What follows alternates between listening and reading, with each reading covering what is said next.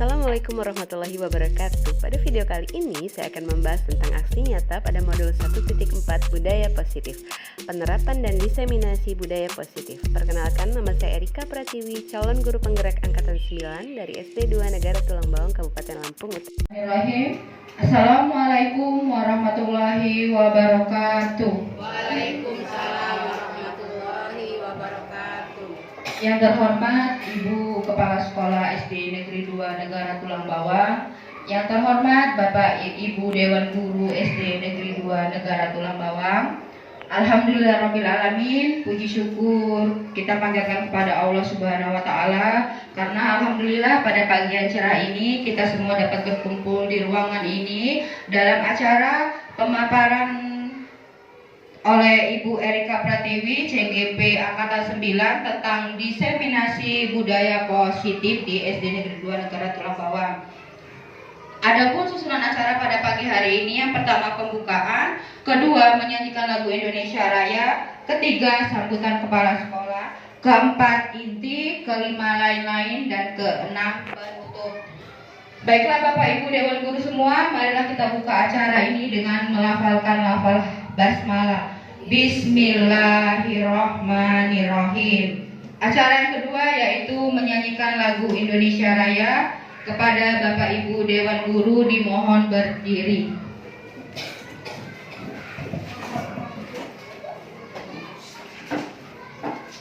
Hiduplah Indonesia Raya. Indonesia tanah airku, tanah tumpah darahku. Di sanalah aku berdiri, cari bantu ibuku. Indonesia kebangsaanku, bangsa dan tanah airku. Marilah kita bersatu, Indonesia bersatu. Hiduplah tanahku, hiduplah negeriku, bangsaku, rakyatku semuanya. Bangunlah jiwanya, bangunlah badannya, untuk Indonesia Raya. Indonesia Raya, merdeka, merdeka, tanahku, negeriku yang kucinta. Indonesia Raya, merdeka, merdeka, hiduplah Indonesia Raya. Indonesia Raya, merdeka, merdeka, tanahku, negeriku yang kucinta. Indonesia Raya, merdeka, merdeka, hiduplah Indonesia Raya. Bapak Ibu dipersilakan duduk kembali. Selanjutnya acara ketiga yaitu sambutan kepala sekolah. Kepada Ibu Waryati SPDSD kami persilakan.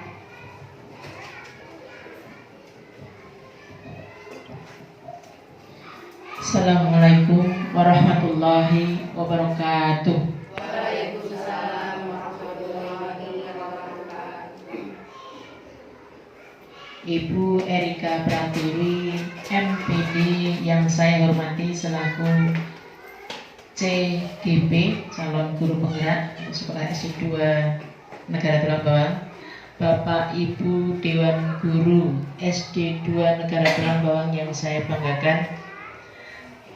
Pertama-tama marilah kita panjatkan puji dan syukur kehadirat Allah Subhanahu wa Ta'ala karena limpahan rahmat dan hidayahnya sehingga saat ini kita masih diberi kesempatan untuk berkumpul di ruang ini untuk menyaksikan, mendengarkan, memperhatikan paparan dari Ibu Erika selaku CGP dari sekolah kita, ya. Mudah-mudahan apa yang nanti dipaparkan oleh beliau bisa menambah wawasan kita, bisa menambah semangat kita, greget kita, kemudian bisa menambah atau membuat perubahan di sekolah kita agar sekolah kita lebih maju.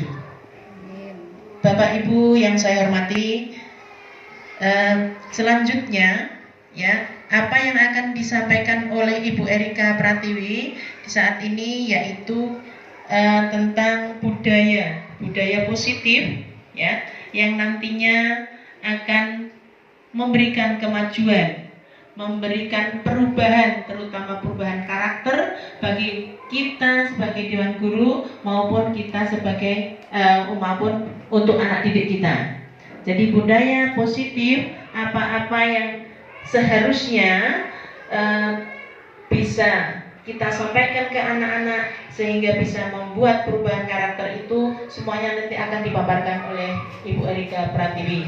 Kami harap perhatian dari Bapak Ibu sehingga nanti bisa diterapkan ke anak didik kita ya, sehingga sekolah kita nanti bisa lebih maju ya. Yang ketiga, kami berharap, saya selaku kepala sekolah di sini, saya berharap kepada Bapak Ibu terutama yang masih muda-muda ya, silakan ikuti jejak Ibu Erika untuk ikut menjadi guru penggerak, karena banyak sekali manfaatnya.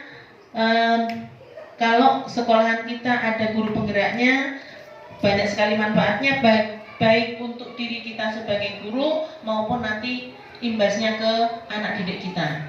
Ya, saya berharap untuk ibu-ibu atau bapak-bapak yang masih muda, artinya usianya di bawah 50 tahun ya.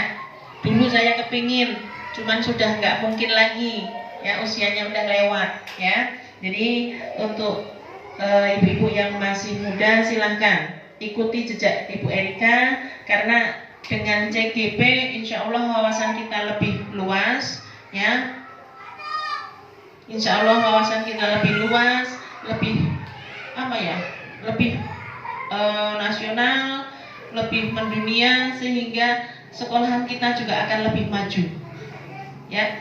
Itu saja yang bisa saya sampaikan. Mudah-mudahan dengan adanya presentasi atau paparan dari Ibu Erika hari ini bisa meningkatkan prestasi akademik bagi sekolahan kita dan dapat mengembangkan karakter siswa di sekolah kita agar pendidikan karakter sesuai dengan P5 yang dicanangkan dalam kurikulum Merdeka bisa tercapai. Itu saja, ada kurang lebihnya saya mohon maaf yang sebesar-besarnya. Saya akhiri, wassalamualaikum warahmatullahi wabarakatuh.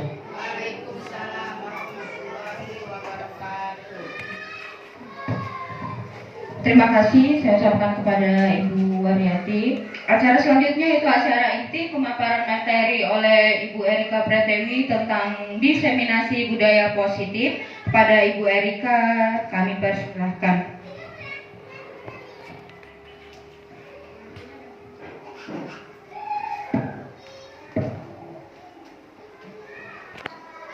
Bismillahirrahmanirrahim. Assalamualaikum warahmatullahi wabarakatuh. Waalaikumsalam warahmatullahi wabarakatuh.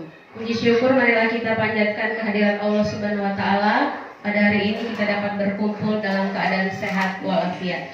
Tak lupa sholawat serta salam marilah kita sanjung agungkan kepada Nabi besar kita, Nabi Muhammad sallallahu alaihi wasallam yang kita nantikan syafaatnya di yaumil akhir kelak. Amin amin ya rabbal alamin. Bapak Ibu sekalian, hari ini saya akan memberikan praktik baik kepada Bapak Ibu, yaitu diseminasi budaya positif. Sebelum saya memulai untuk memaparkan materi ini, saya berharap dengan adanya pemaparan ini atau praktik baik tentang budaya positif, Bapak Ibu lebih mengetahui lagi, dapat menambah wawasan. Jadi kedepannya bisa kita terapkan di siswa. Baiklah, langsung saja saya mulai. Hari ini saya akan memaparkan tentang diseminasi budaya positif. Diseminasi adalah memaparkan, jadi memaparkan budaya positif. Ada yang tahu tidak Bapak Ibu, budaya itu apa ya? Kebiasaan. Jadi budaya itu adalah kebiasaan yang kita lakukan, tapi yang positif, berarti yang berdampak baik untuk siswa kita, untuk rekan sejawat, untuk semua warga sekolah. Sebelum kita mulai, coba tolong tenangkan hati dan pikiran, bisa arahkan semua perhatian untuk fokus belajar dan hadirkan rasa ingin tahu, syukur, dan welas asih. Bisa diam sejenak untuk tenangkan, boleh tarik nafas. Kita santai saja ya Bapak Ibu. Ini acaranya santai saja, memberikan praktik baik. Jadi kita tenangkan hati dan pikiran dulu. Boleh tarik nafas, kemudian buang pelan-pelan. Jadi kita hari ini mau belajar ceritanya gitu Bapak Ibu. Ada pertanyaan di sini. Yang setuju atau tidak setuju? Yang pertama, hukuman dapat mendisiplinkan anak. Setuju atau tidak ya Bapak Ibu? Boleh angkat tangan? Boleh, ini tidak dinilai. Setuju atau tidak setuju kalau hukuman itu dapat mendisiplinkan anak? Setuju. Kedua, pemberian hukuman dengan hal positif seperti membaca atau membersihkan halaman sekolah dapat meningkatkan disiplin anak. Setuju. Yang ketiga, memberi penghargaan dapat meningkatkan motivasi belajar anak. Setuju. Jadi semua setuju ya. Nah, nanti jawaban dari pertanyaan pemantik ini bisa Ibu Bapak simpulkan saat terakhir nanti saya tanyakan lagi setelah pemaparan materi. Topik hari ini yang akan kita bahas adalah yang pertama, disiplin positif dan nilai-nilai kebajikan universal. Jadi nilai-nilai kebaikan dan disiplin positif.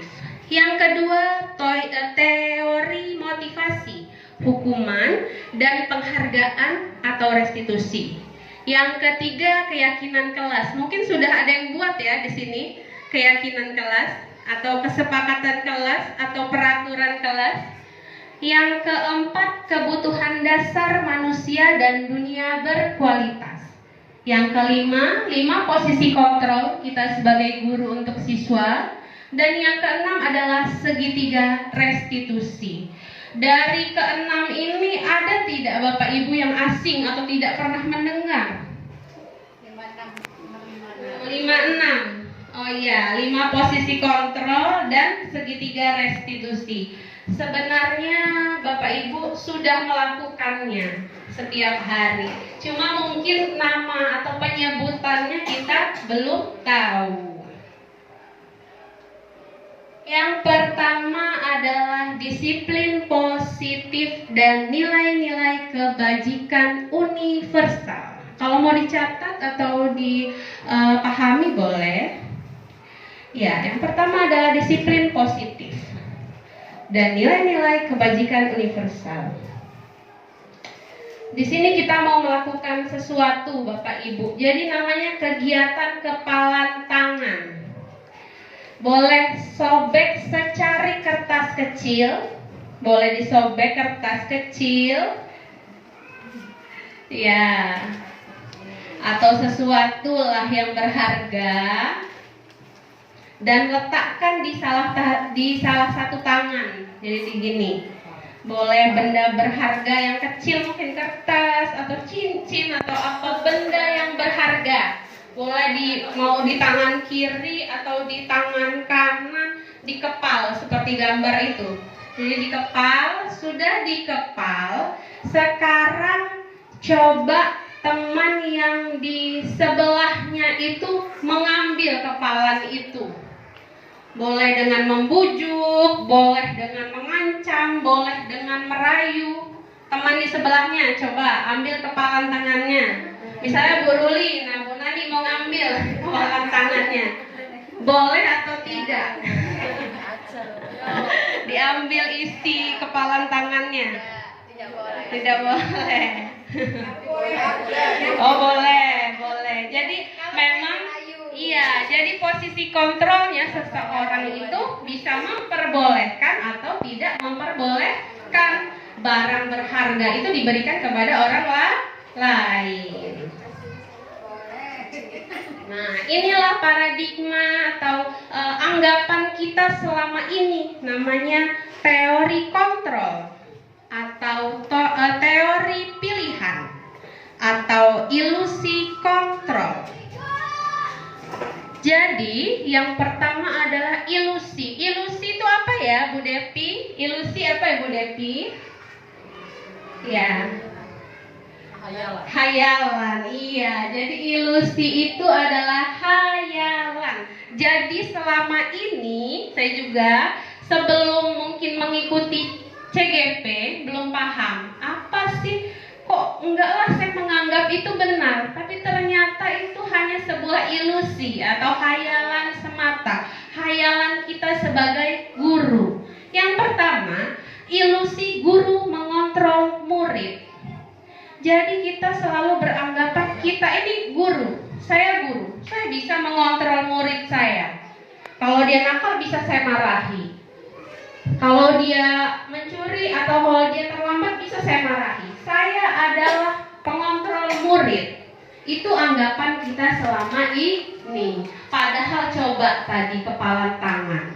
Kalau kita tidak memberikan, orang tidak akan mau. Kalau kita tidak memberikan, orang tidak akan mendapatkan. Samalah dengan ilusi guru mengontrol murid. Jadi selama ini murid kita itu yang mengikuti kita karena keinginan dia. Kalau dia tidak ingin mengikuti, ya bisa saja itu. Jadi selama ini kan kita menganggapnya saya guru, saya bisa mengontrol murid. Bu Pina misalnya di kelas 4 marah kepada Mira misalnya, gara-gara Mira ini terlambat. Kemudian dimarah-marah dan sebagainya. Saya ini guru, kamu harusnya datang tepat waktu. Kenapa kamu datang terlambat? Nah, dimarah-marah. Nah, Mira tidak mau melawan. Itu karena keinginan dia, bukan karena Bu Pina sebagai pengontrol. Jadi tidak ada guru itu sebagai pengontrol murid selama ini. Yang kedua, ilusi bahwa semua penguatan positif, efektif, dan bermanfaat. Nah, ini berkaitan dengan penguatan positif atau merayu. Jadi, penguatan positif ini guru merayu. Ayo nak, kita bersihkan sampah. Kita buang sampah pada tempatnya. Anak ini mengikuti, ya buang sampah pada tempatnya. Itu namanya ilusi penguatan positif. Jadi melakukan kebaikan-kebaikan. Padahal kalau anak tersebut tidak mau melakukan, tidak akan dilakukan. Yang ketiga, ilusi bahwa kritik dan membuat orang bersalah dapat menguatkan karakter. Ini salah. Karena dia kritik dan membuat rasa bersalah itu malah membuat identitas gagal. Anak itu menjadi trauma. Iya, karena kita mengkritik dia, tulisan kamu jelek. Gimana sih nak? Ibu nanti kenapa marah kepala sekolah kalau kamu tidak mau mengerjakan tugas. Itu adalah bentuk pembuat rasa bersalah. Dan dia nanti ke depannya akan merasa bersalah terus. Ya kan? Karena apa? Karena kita mengeluh kepada dia. Itulah yang namanya bukan menguatkan karakter, malah membuat siswa tersebut down atau trauma. Yang keempat adalah ilusi bahwa orang dewasa memiliki hak untuk memaksa. Benar apa salah, Bu Pina? Salah, karena orang dewasa itu semua ya, baik anak-anak, untuk semua orang itu memiliki haknya masing-masing dan tidak boleh memaksa. Semua orang punya kontrolnya masing-masing. Nah, ini kita lihat siapa sesungguhnya yang memiliki kontrol. Kalau yang kita sering dulu kita lakukan yang stimulus respon. realitas kita sama, padahal realitas kita atau kebutuhan kita itu berbeda. Kedua, semua orang menilai hal yang sama, salah. Semua orang memiliki pandangan yang berbeda-beda. Iya, misalnya Bu Nani sukanya warna merah. Belum tentu Bu Ruli suka warna merah, mungkin sukanya hijau atau kuning. Nah, jadi setiap orang itu memiliki gambaran berbeda. Menurut Bu Ruli, saya ini sombong misalnya, tapi menurut Bu Nani enggak, orangnya ramah. Berarti kan punya pandangan yang berbeda-beda setiap orang. Yang ketiga, kita mencoba mengubah orang agar berpandangan sama dengan kita. Salah ya? Setiap orang itu punya, ya, kita itu berusaha memahami pandangan orang lain, ini pendapat orang lain. Makanya kita selalu ada musyawarah. Iya, untuk apa? Menyatukan pendapat. Yang keberapa ya? 4. Orang lain bisa mengontrol saya. Nah, ini guru tadi. Orang lain bisa mengontrol. Sebenarnya setiap yang bisa mengontrol itu adalah diri kita sendiri. Orang lain tidak bisa mengontrol kita. Yang keberapa ya? 1, 2, 3, 4, 5, 6, 7. Pemaksaan Anda pada saat bujukan gagal. Yang benar, kolaborasi dan konsensus menciptakan pilihan-pilihan baru. Dan yang terakhir, model berpikir menang atau kalah. Yang benar adalah model berpikir menang-menang. Jadi tidak ada yang dirugikan. Ini Bapak Ibu yang akan kita bahas disiplin positif tadi dari beberapa materi, yaitu yang berkaitan dengan makna disiplin, kemudian ada teori motivasi, ada 5 posisi kontrol, 5 kebutuhan dasar manusia. Langsung saja saya paparkan. Yang pertama, disiplin. Disiplin berasal dari kata disiplin, disiplina, bahasa Latin yang artinya belajar. Jadi makna kata ini berkonotasi dengan disiplin diri dari murid-murid Socrates dan Plato. Disiplin membuat orang menggali potensinya menuju sebuah tujuan apa yang dia hargai. Namun, dalam budaya kita, makna kata disiplin sudah berubah. Bukan lagi belajar disiplin, tapi menjadi sesuatu yang harus dilakukan. Nah itu, jadi sebenarnya makna disiplin itu belajar. Bukan kita harus melakukan sesuatu. Kita harus disiplin, berarti datang tepat waktu. Berarti kita harus datang. Ya, belajar apa Bu Santi? Belajar untuk datang tepat waktu. Belajar untuk datang tepat waktu, ya benar. Jadi kita belajar, bukan kita memaksakan untuk melakukan sesuatu. Kecenderungan umum adalah menghubungkan kata disiplin dengan ketidaknyamanan. Jadi kita terpaksa melakukannya. Karena apa? Karena tadi kita harus melakukan, bukan karena kita mau belajar. Ini ada nilai-nilai kebajikan universal. Boleh sambil dibaca. Nilai-nilai kebajikan adalah sifat-sifat positif manusia yang merupakan tujuan mulia yang ingin dicapai setiap individu. Nilai tersebut bersifat universal dan lintas bahasa, suku bangsa, agama, maupun latar belakang. Yang pertama, setiap perilaku atau perbuatan memiliki suatu tujuan. Tentu, kalau kita melakukan sesuatu pasti ada tujuan ya. Kalau kita sekolah, tujuannya untuk menjadi anak pintar. Kalau kita datang tepat waktu, berarti untuk belajar disiplin, ya diingat. Yang kedua, dengan mengaitkan nilai-nilai kebajikan yang diyakini seseorang, maka motivasi intrinsiknya akan terbangun.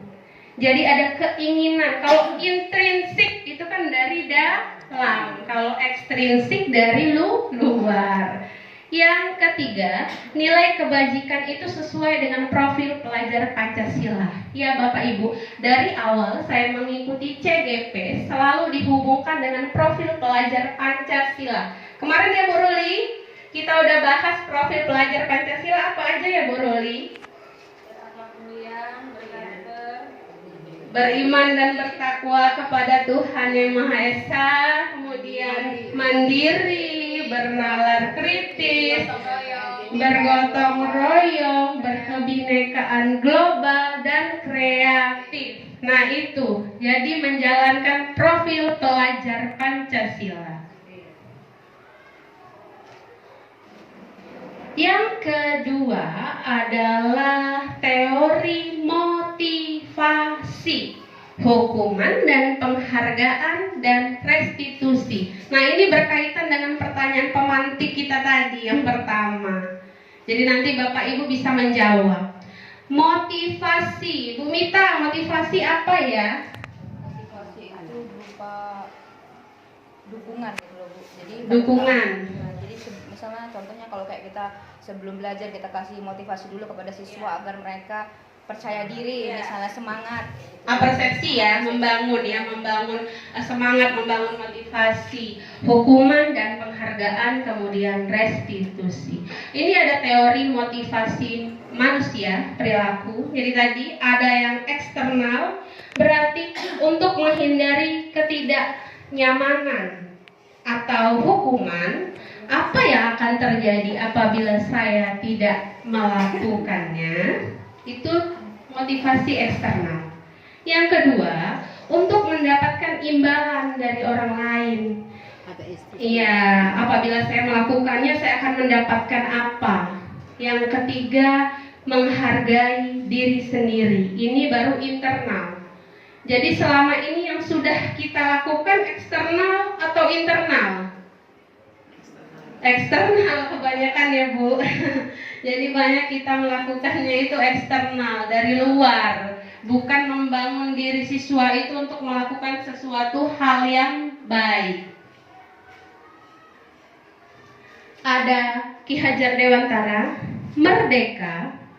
Merdeka itu artinya tidak hanya terlepas dari perintah, akan tetapi juga cakap berbuat memerintah diri sendiri. Jadi bukan memerintah itu identiknya kita kan memerintah orang lain ya. Nah, menurut Bapak Ki Hajar Dewantara, merdeka itu bukan dari orang lain tapi memerintah atau menyadarkan diri kita sendiri. Itu namanya mulai dari diri. Jadi mulai dari diri kita sendiri. Kalau kita mau anak berangkat pagi, berarti kita harus berangkat lebih pagi. Nah itu. Jadi mulai dari diri kita sendiri. Kalau anak berangkat pukul 7, Bu Guru pukul berapa? 7. Ya, 6.30 sudah berangkat ya Pak Is. Lanjut. Dihukum oleh penghargaan, bahwa penghargaan berlaku sama dengan hukuman. Dalam arti meminta atau membujuk seseorang melakukan sesuatu untuk menempuh suatu tujuan tertentu dari orang yang meminta atau membujuk. Dorongannya eksternal dan atau faktor ketergantungan. Ini menurut ahli ya, Bapak Ibu, namanya Alif Kohn pada tahun 1993. Tadi eksternal yang di awal, pengaruh jangka pendek dan jangka panjang. Jadi kalau kita memberikan hukuman, kira-kira ada pengaruh tidak ya untuk jangka pendeknya atau jangka panjangnya? Tergantung. Ada. Apa ya pengaruhnya? Apa yang akan dirasakan oleh anak tersebut? Bu Nani, apa kira-kira ya? takut, mungkin trauma, bisa Tergantung hukumannya. bergantung hukuman yang diberikan. Tapi kalau udah kata hukuman itu mungkin lebih ke arah yang negatif ya, karena dari kata hukuman. Ya, penghargaan menghukum.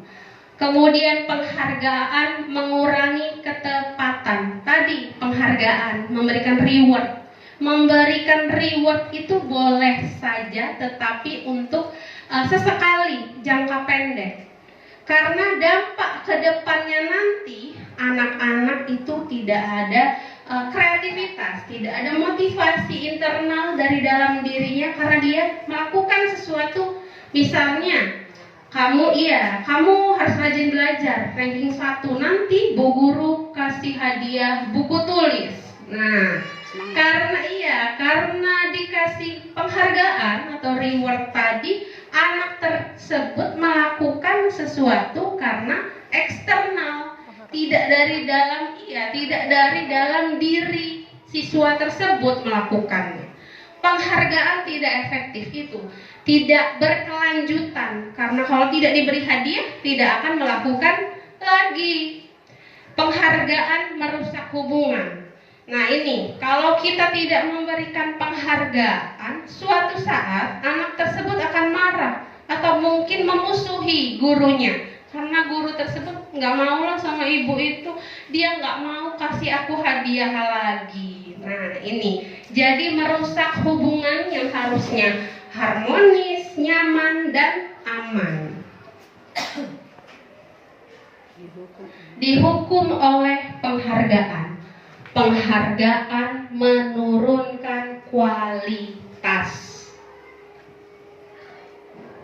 Dengan kita memberikan penghargaan kepada siswa tersebut tidak ada keinginan untuk maju, kreativitasnya tidak muncul karena dia hanya mengharapkan penghargaan dari guru misalnya, dari orang tuanya.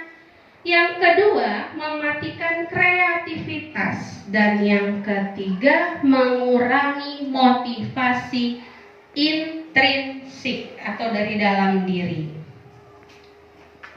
Bentuk-bentuk program kebajikan atau apresiasi dapat dilakukan ya dengan beberapa hal. Yang pertama, beri pengakuan secara khusus.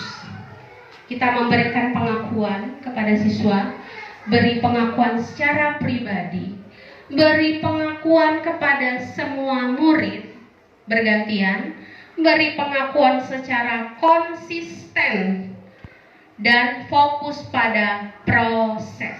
Jadi pembelajaran itu bukan pada hasil yang kita capai, tetapi proses anak tersebut saat belajar. Kalau kita lihat pada hasil, mungkin dia mencontek, mungkin dia SKS, sistem kebut semalam belajarnya. Tapi prosesnya tidak kita nilai. Jadi semua itu butuh proses. Sama dengan hari ini saya butuh proses untuk melakukan ini, untuk mencapai tujuan saya. Contoh pengakuan bisa ada di kolom. Yang pertama, kemarin saya diperhatikan.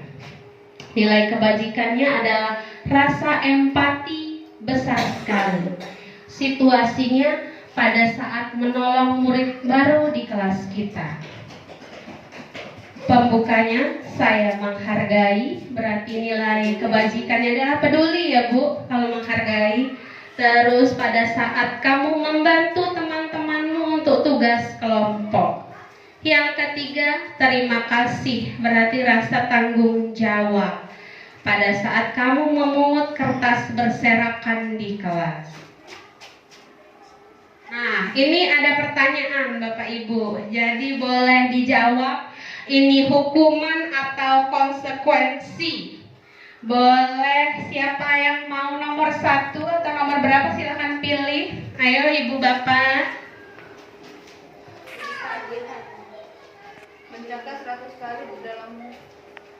Mencatat 100 kali di dalam buku kalimat saya tidak akan terlambat lagi karena terlambat ke sekolah ini menurut saya termasuk ke hukuman. hukuman. Yang lain? Bu Sutina. Baca nggak? Lari mengelilingi lapangan basket 2 kali karena terlambat hadir di sekolah.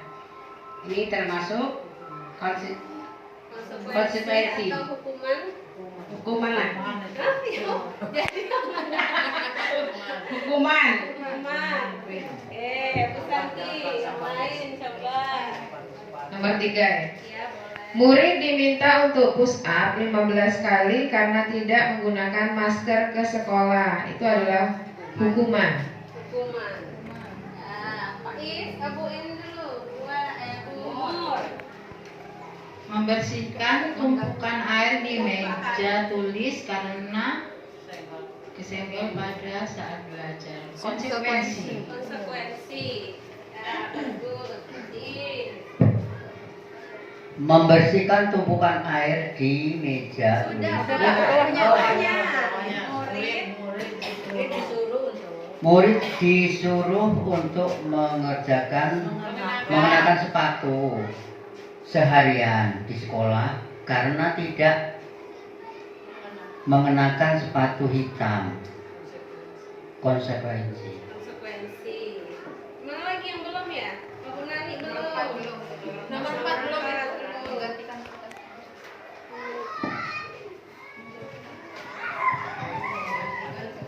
Menggantikan kertas tugas teman yang telah dicoret-coret itu konsekuensi. Bu Ruli. Lari mengelilingi lapangan basket 2 kali karena terlambat 10 menit untuk pelajaran PJOK itu adalah konsekuensi karena dia berhubungan dengan materi PJOK mungkin masih bisa. Bu Devi, masih ada yang belum? Ada semua? Ada semua. Jadi kita lihat di situ hukuman atau konsekuensi. Nah, lihat. Benar tidak ya tadi Bapak Ibu? Mencatat 100 kali di dalam buku. Kalimatnya saya tidak akan terlambat lagi. Itu adalah hukuman. Lari juga itu adalah hukuman. Tadi Bu Ruli apa jawabnya? Konsekuensi. Oh, yang bawah ya. Yang ketiga, murid diminta push up 15 kali karena tidak menggunakan masker. Itu adalah hukuman. Menggantikan kertas tugas teman yang telah dicoret. Konsekuensi. Konsekuensi karena dia mau mempertanggungjawabkan perbuatannya. Membersihkan tumpahan juga tadi Bu Umur ya. Itu konsekuensi. Murid disuruh untuk tidak mengenakan sepatu seharian di sekolah karena tidak menggunakan sepatu hitam. Hukuman. Dan yang terakhir, lari mengelilingi lapangan basket 2 kali itu adalah konsekuensi.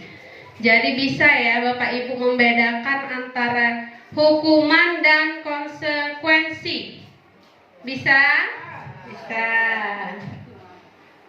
Ini dia perbedaannya, perbedaan hukuman dan konsekuensi. Hukuman sesuatu yang menyakitkan harus terjadi. Jadi menyakitkan hukuman itu. Konsekuensi sesuatu harus terjadi.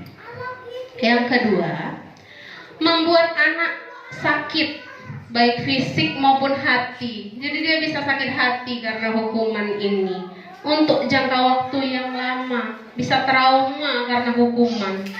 Kamu berdiri di tiang bendera dengan hormat siang hari sampai pulang sekolah. Nah, besoknya dia nggak mau masuk lagi ya Bu Husnul karena trauma.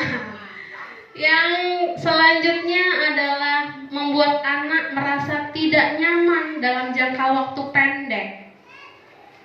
Anak membenci kedisiplinan karena dihukum, jadi dia nggak mau disiplin lagi. Karena tadi kita bukan memaknai disiplin sebagai kata belajar, tapi harus melakukan. Padahal itu selama ini anggapan kita salah karena kita belum tahu. anak menghargai disiplin. Hukuman terjadi karena adanya paksaan. Sedangkan konsekuensi, stimulus, tanggapan. Mendorong anak menyakiti diri sendiri. Nah, kalau hukuman ini, saya salah, saya memang anak yang tidak berguna, gara-gara saya begini-begini. Jadi dia menyalahkan dirinya sendiri, jadi trauma, jadi takut melakukan sesuatu.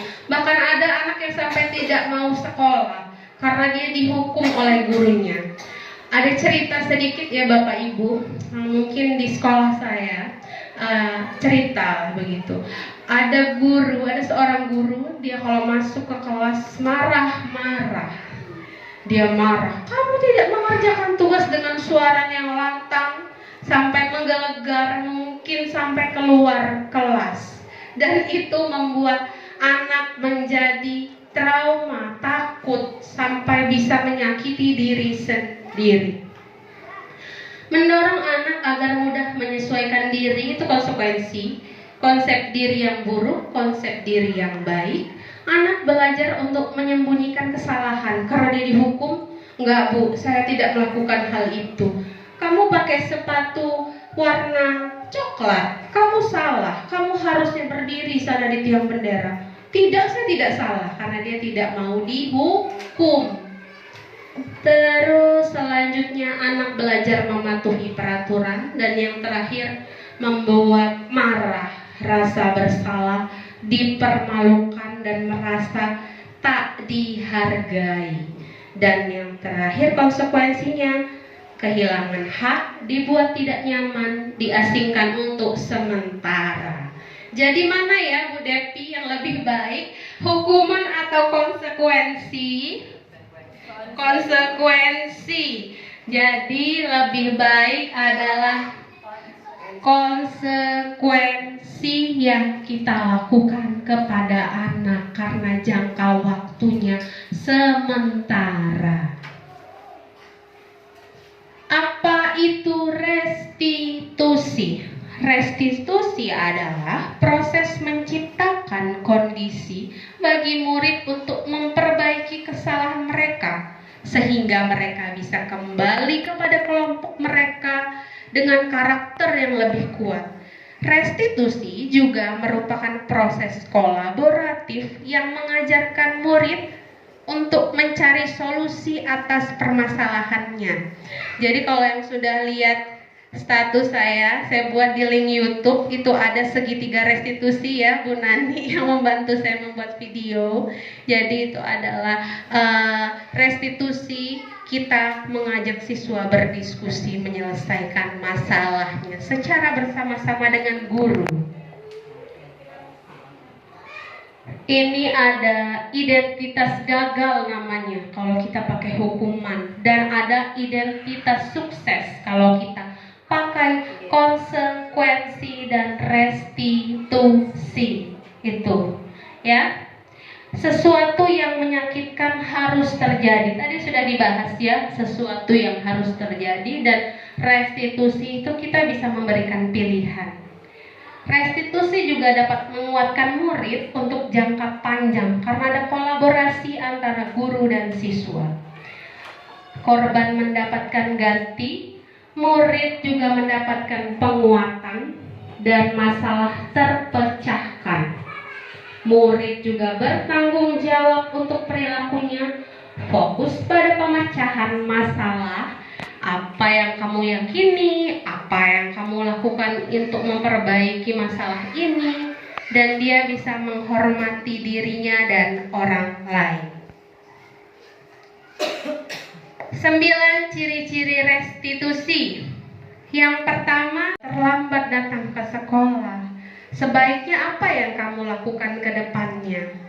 Ibu tahu, ibu juga pernah berbuat kesalahan. Kita sama-sama menyelesaikan masalah. Kamu mau bagaimana? Apa yang harus kamu lakukan? Saya bangun pukul 6 Bu, mungkin kata dia jawabnya. Jadi di situ ada tawaran, bukan paksaan. Kamu harus berangkat pagi. Nah, itu adalah namanya paksaan, dipaksa untuk melakukan. Yang keempat, restitusi menuntun untuk diri, mencari kebutuhan dasar. Kemudian adalah restitusi diri adalah cara yang paling baik. Restitusi fokus pada karakter, bukan tindakan.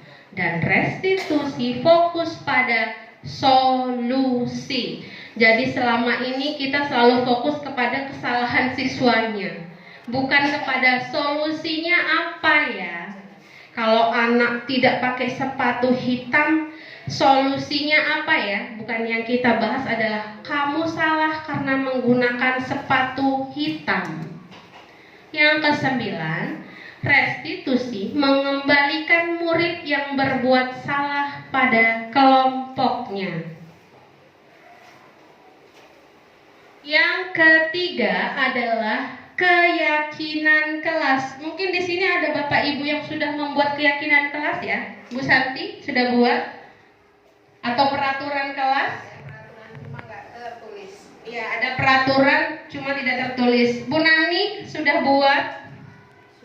Sudah, ya. Jadi memang rata-rata ya wali kelas itu sudah membuat peraturan kelas. Jadi kita bahas di sini. Mengapa tidak peraturan saja? Mengapa harus keyakinan kelas? Nih, mengapa kita memiliki peraturan harus menggunakan helm bila mengendarai kendaraan roda 2? Mengapa? Mengapa kita harus menggunakan helm? Untuk keamanan. Mengapa kita memiliki peraturan 3M? Menggunakan masker, mencuci tangan, menjaga jarak, menjaga kesehatan. Mengapa kita memiliki peraturan harus datang tepat waktu saat mengikuti pelatihan? Disiplin, kedisiplinan. Ini dia budaya positif. Ada lingkungan yang positif, ada keyakinan kelas, dan ada peraturan kelas yang di tengah-tengah. Ini contohnya Bapak Ibu. Mengapa yang merupakan keyakinan kelas yang mana? Ada yang mau menjawab? Bu Wita? Kesepakatan kelas itu ya Bu? Yang merupakan keyakinan kelas yang mana? Alasannya apa?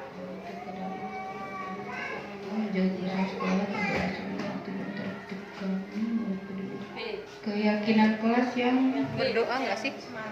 Iya. Ya, yang B itu. ini milih kanan kiri atau Kanan kiri. milih kanan kiri kan? Iya. Terus kalau menurut saya yang keyakinannya ini ya, yang keyakinan kelas yang kesepakatannya sebelah kanan. Keyakinan yang sebelah kiri. Keyakinan kelas ya, oh ya. Ya, yang datang tepat waktu dan mengucap salam, kemudian menjaga kebersihan sekolah, berdoa sebelum dan sesudah mengerjakan, aktif dalam pembelajaran, kemudian tertib. Itu adalah keyakinan kelas menurut Mita ya. Nah, bisa kita lihat di sini ya keyakinan kelas. Kegiatan pendalaman keyakinan kelas itu ada tabel, namanya tabel T dan Y. Tabel Y itu terdengar, terlihat, berperilaku. Kemudian itu yang hormat, dan bekerja itu ada terdengar, terlihat, berperilaku. Yang T tampak seperti, tidak tampak seperti, tampak seperti, tidak tampak seperti, diterima dan dimiliki. Di sini kegiatan pendalaman keyakinan kelas, hormat. Kata-katanya bisa dibaca Bu Supina. Masuk kacamata. Terdengar satu orang berbicara, yuk saya bantu. Kita bisa ke sekolahan ini menyelesaikan bersama.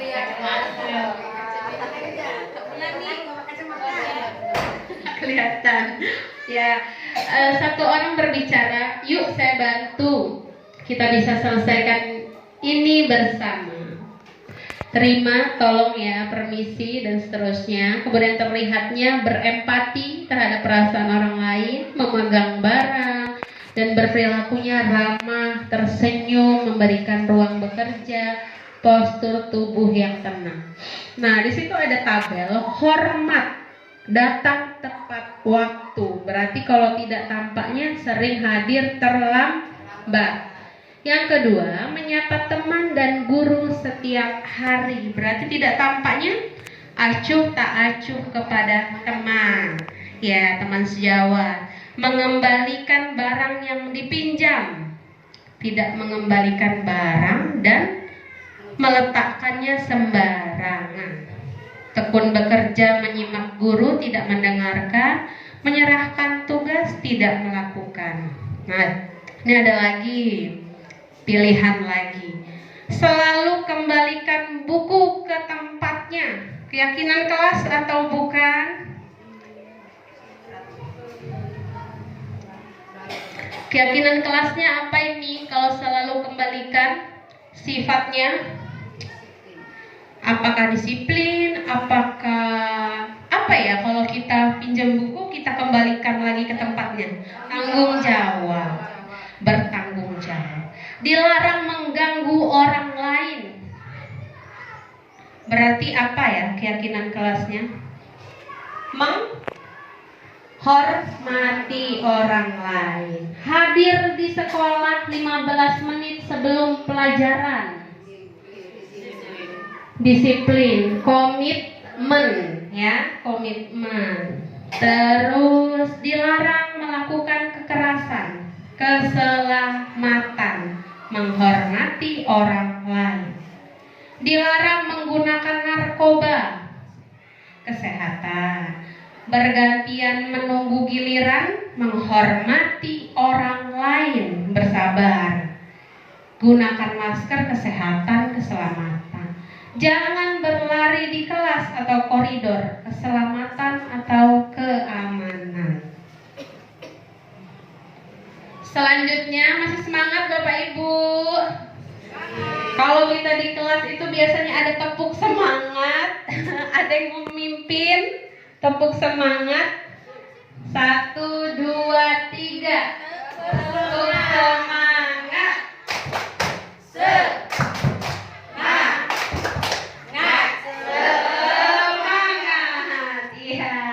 Lanjut lagi, yang keempat adalah kebutuhan dasar manusia dan dunia berkualitas.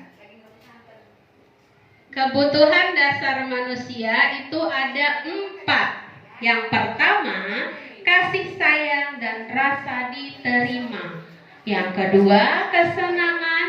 Yang ketiga, penguasaan. Keempat, kebebasan dan bertahan hidup. Ya.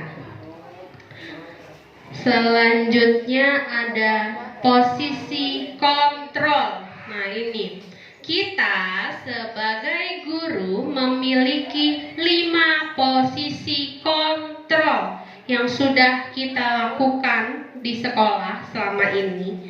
Namanya adalah posisi kontrol. Nah, ini ada contohnya 5 posisi kontrol: sebagai penghukum, sebagai pembuat rasa bersalah, sebagai teman, sebagai pemantau, dan sebagai manajer. Jadi kita ini punya 5 peran yang bisa dilakukan di sekolah. Yang pertama adalah penghukum, menghardik, menunjuk-nunjuk, menyakiti, bahkan juga menyindir. Kalau kamu tidak melakukannya, awas ya, rasakan. Itu adalah penghukum namanya. Ya, hasilnya apa? Anak jadi memberontak, jadi marah, jadi menyalahkan orang lain. Murid meletakkan guru di luar dunia berkualitas. Jadi murid tidak menganggap guru itu sesuatu yang penting, seseorang yang penting, yang dihargai. Biarkan saja, nanti juga marah-marah lagi kata siswanya, karena dia suka dihukum oleh gurunya. Dan dia dampaknya akan mengulangi kesalahannya lagi karena sering kita hukum. Paling nanti dihukum bu guru, lari keliling lapangan, udah itu beres. Jadi nggak apa-apa kita ulangi lagi. Nah itu.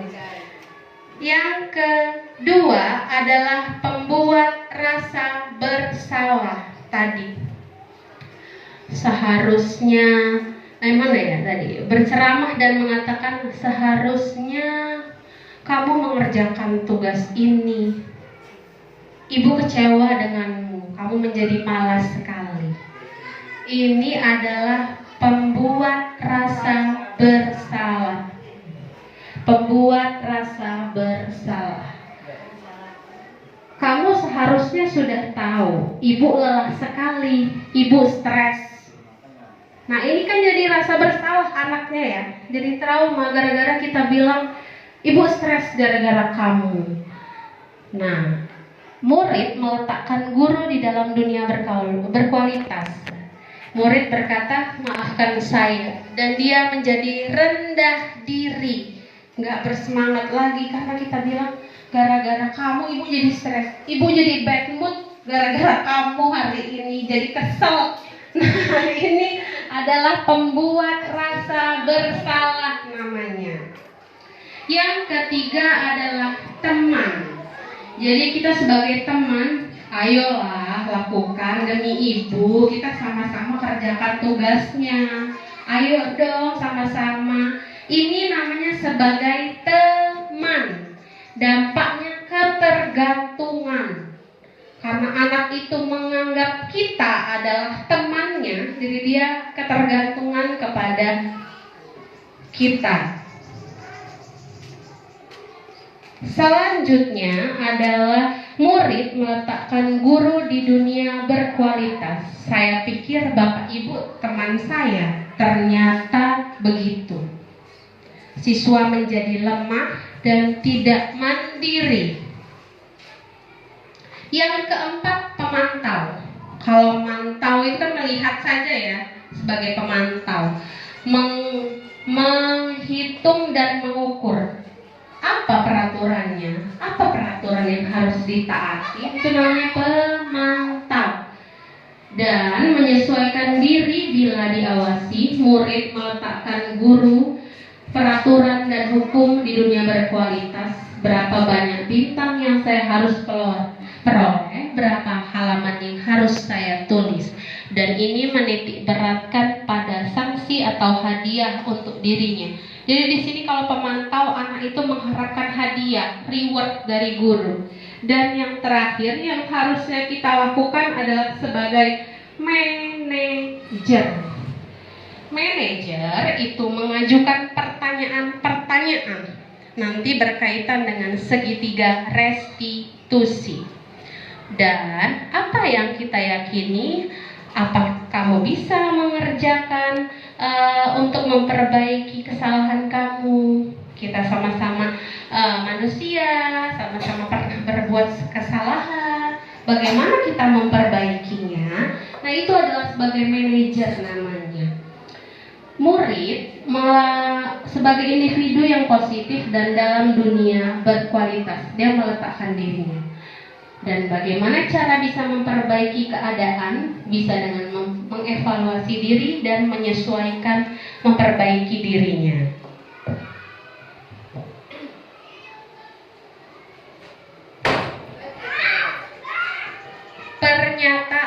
Pernyataan.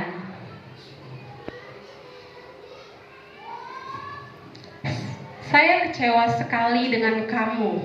Nah itu namanya pembuat rasa bersalah. Kamu tidak benar melakukannya, itu penghukum. Ayolah lakukan demi ibu atau bapak, itu sebagai teman. Apakah kamu mau mendapatkan stiker bintang hari ini? Pemantau. Kalau manajer, bagaimana kamu bisa menyelesaikan masalah ini? Kalau penghukum, kamu selalu yang paling terakhir. Bergerak antara peraturan pemantau konsekuensi atau hadiah, nilai-nilai, manajer, dan memperbaikinya. Yang terakhir adalah segitiga restitusi. Ini dia segitiga restitusi. Segitiga restitusi memiliki 3 tahapan. Yang pertama adalah menstabilkan identitas. Setiap orang pernah melakukan kesalahan. Kamu bukan satu-satunya yang pernah melakukan ini. Itu namanya menstabilkan identitas. Jadi kalau ada anak yang terlambat, ya silakan masuk, kemudian kita panggil. Ibu juga pernah terlambat, tapi di sini ibu tidak mau mencari siapa yang salah, siapa yang benar, tapi kita mau menyelesaikan masalah ini. Solusi apa yang bisa kita lakukan? Itu menstabilkan. Menanyakan kemudian validasi kebutuhan. Validasi kebutuhan, kamu tentu punya alasan mengapa melakukan itu. Adakah cara yang lebih efektif untuk mendapatkan apa yang kamu butuhkan? Yang ketiga adalah menanyakan keyakinan. Nilai-nilai apa yang telah kita sepakati? Kamu ingin menjadi orang yang seperti apa? Kamu bagaimana memperbaikinya, memperbaiki kesalahan kamu. Nah ini Bapak Ibu bisa kita terapkan di sekolah, di kelas. Kalau ada anak yang makan di dalam kelas, kalau ada anak yang mengantuk, kalau ada anak yang tidak mendengarkan, mengobrol di dalam kelas, bisa kita pakai segitiga restitusi namanya. Iya, validasi ada menstabilkan identitas, kemudian menanyakan keyakinan, ada juga validasi kebutuhan. Lagi ditulis, silahkan yang mau nulis. Jadi ada 3, namanya segitiga restitusi. Ini untuk menghadapi masalah pada siswa.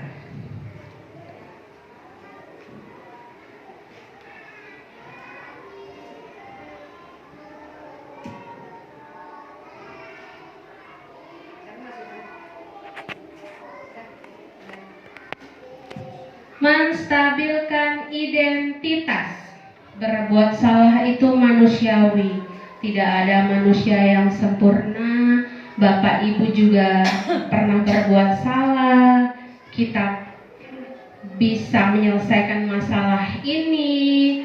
Bapak Ibu tidak tertarik mencari tahu siapa yang benar, siapa yang salah, tapi kita menyelesaikan masalah. Dan kalau kamu menyalahkan dirimu sendiri terus-menerus, apakah kamu bersikap baik pada dirimu sendiri? Ini kata-kata yang bisa dikatakan kalau menstabilkan identitas dari segitiga restitusi.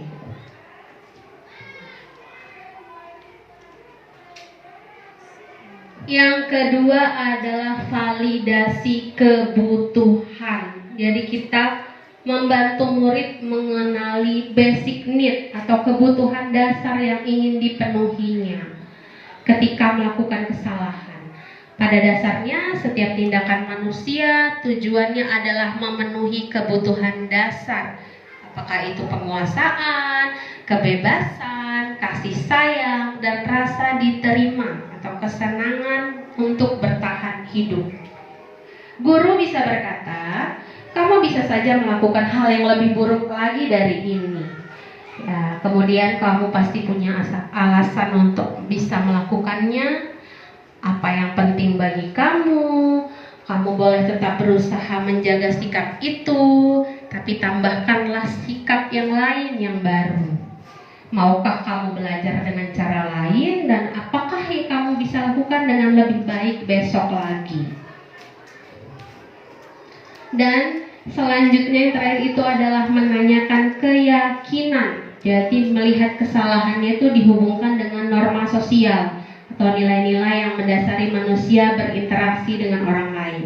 Misalnya apa nilai yang kita percaya di sekolah kita, nilai-nilai universal apa yang telah kita sepakati, kelas ideal seperti apa, dan kamu ingin jadi anak seperti apa. Apa yang kamu rasakan ketika kamu melakukan itu, kamu menjadi orang yang seperti apa.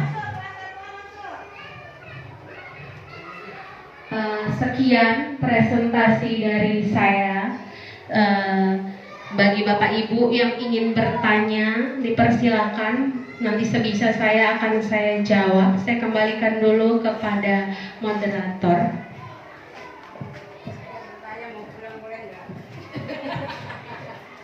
Ya, kita ucapkan terima kasih kepada Ibu Erika Pratiwi karena telah memaparkan tentang budaya positif ya yang di sekolah kita. Mungkin kepada Bapak Ibu Guru Dewan Guru ada yang ingin ditanyakan atau masih ada yang penasaran tentang budaya positif ya, budaya positif yang harus kita terapkan di sekolah kita.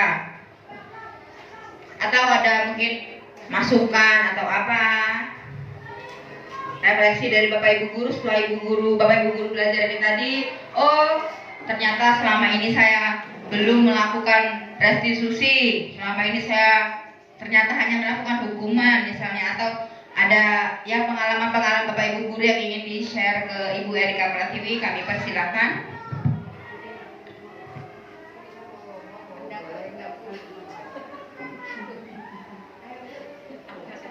Atau saya pribadi ya Bu Erika mau nanya. Jadi kita nih sebagai guru ya, jadi yang baiknya berarti kita ini harus melakukan restitusi ya.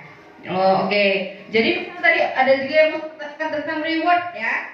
Tadi katanya reward itu dampaknya apa? Kurang baik ya kalau di sini. Tapi kalau yang kita rasakan selama ini reward itu sebenarnya baik ya. Kalau selama ini kita merasakan dampak reward itu baik. Tapi kalau pendapat ahli katanya reward itu lebih ke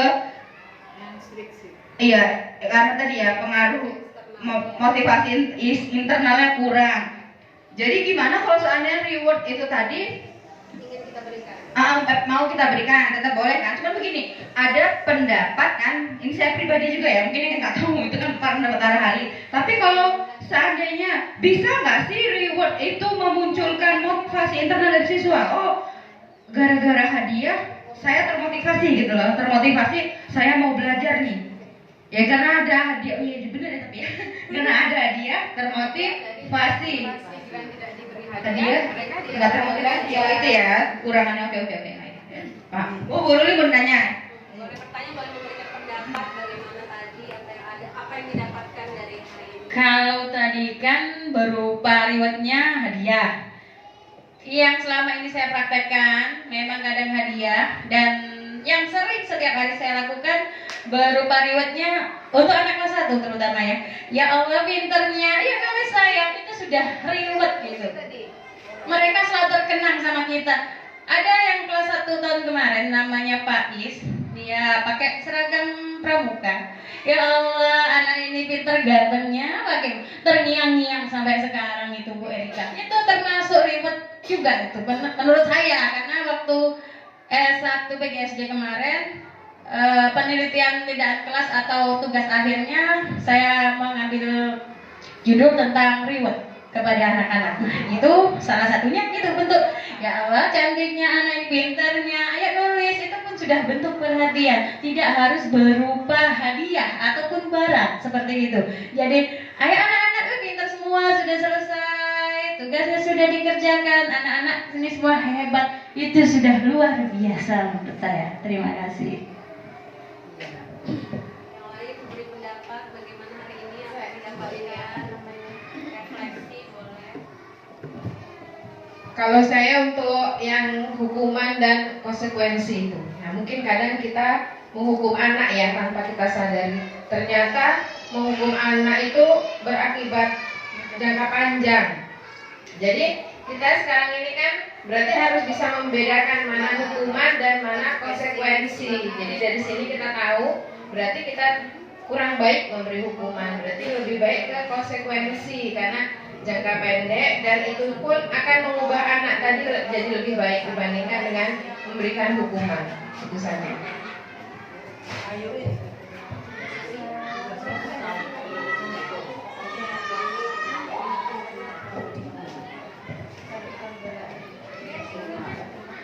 Oke, Bapak Ibu Guru masih ada yang mau memberikan tambahan? Cukup? Oke, kalau cukup kita ucapkan terima kasih kepada Ibu Eka Patriwi karena telah menularkan ilmunya kepada kita semua. Kemudian acara hari ini saya rasa cukup sampai di sini. Kita akhiri dengan mengucapkan lafal hamdalah. Alhamdulillahirabbil alamin. Marilah kita tutup acara ini sebagai pembawa acara. Bila ada kesalahan saya mohon maaf. Pada Allah saya mohon ampun. Saya akhiri. Wassalamualaikum warahmatullahi wabarakatuh. Penerapan dan pemahaman pada siswa dengan pembentukan keyakinan kelas.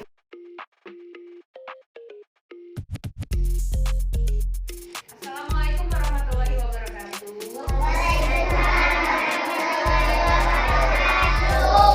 Hari ini kita akan membuat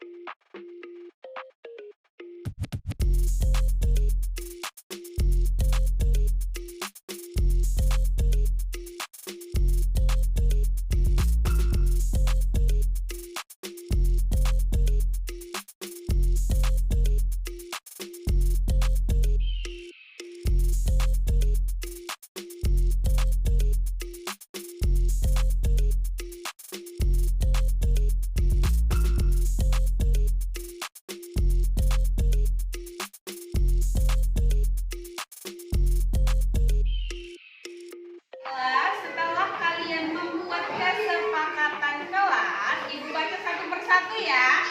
Oke? Oke.